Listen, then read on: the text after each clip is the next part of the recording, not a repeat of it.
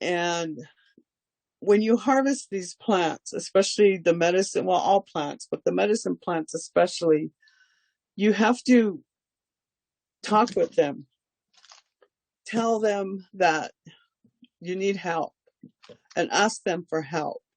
It's like I mentioned in the video, you have to make a relationship with the plant world, the plant nation, because they have a consciousness and they have awareness. So that is where their healing properties come in. You have to take an offering of tobacco. We use tobacco. We approach the plant in prayer, asking for help, giving thanks to the plant for sacrificing itself, and ask it to bring the healing properties that it grows for. Ask the healing properties to stay in the plant as we harvest it and take it home. So this was one of the first plants that I worked with when I first started this I think it was in the 90s when I actually started looking at plant medicines.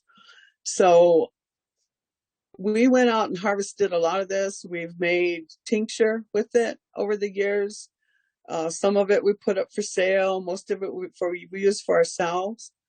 But I use the whole plant, and I take the whole plant, the flowers, the stem, the leaves, and the root, and put it in this big, I don't know, half-gallon jar maybe.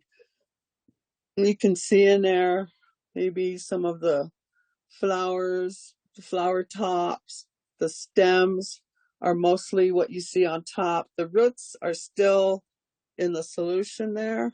I'm not sure if you can see the roots, but it's all just kind of stuffed in there. And the liquid is organic sugar cane alcohol that we put all the plants in the jar, just kind of stuff them all in there after we washed them off. And then we pour the organic alcohol in there. And I know that some people might have a different view of alcohol because of the problems that it's brought to our people.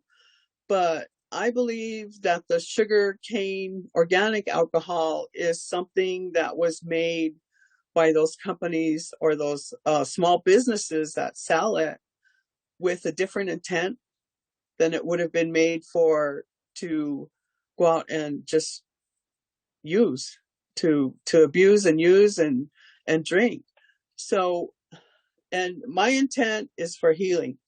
It's not for any kind of to prolong any illness or anything, but this is an alcohol-based tincture. So I can strain this liquid off and put it in little dropper bottles. But first, I usually take 1 part tincture and 3 parts purified water to dilute it down to where you can put it in these jars, these kind of jars, maybe a dropper jar. And people can use this is really good for cuts or scrapes, or even to use every day to strengthen your immunity. It's a really good antibiotic, I guess. It's healed cuts and bites and things that my grandchildren have had. And we also used it for teething medicine. We diluted it a little more to use it for teething medicine, maybe 1 part tincture to 8 parts water. And then we just take a little bit on our finger, just wet our finger with it and rub it on the baby's gums. And that really helped. It really worked better than the ones that we bought over the counter.